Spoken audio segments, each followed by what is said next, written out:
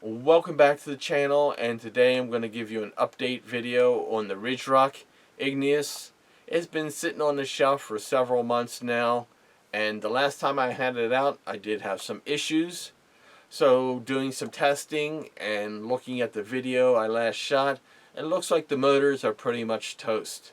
So today I'm going to replace the motors and add the metal gears, but only in the front. This is more of a tuning option for me to add a little more weight bias in the front. It's not so much to add longevity or durability, as the plastic gears are just fine for my application.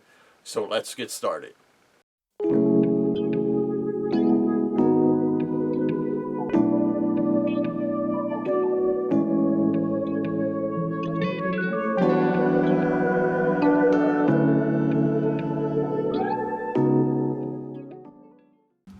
Now that we have two halves of the axle apart, we're just going to pull out our gear sets, 1 and 2, and we're going to pull out our motor, which is kind of keyed in there on the motor mount.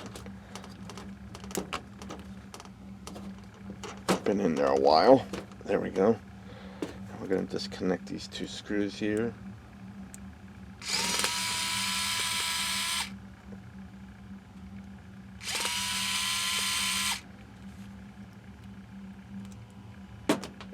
And we're going to desolder these two pads, making note of the polarity. Then we're going to remount our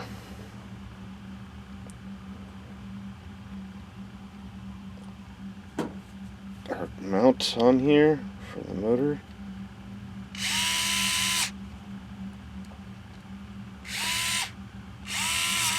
Okay. It's going to sit in nicely.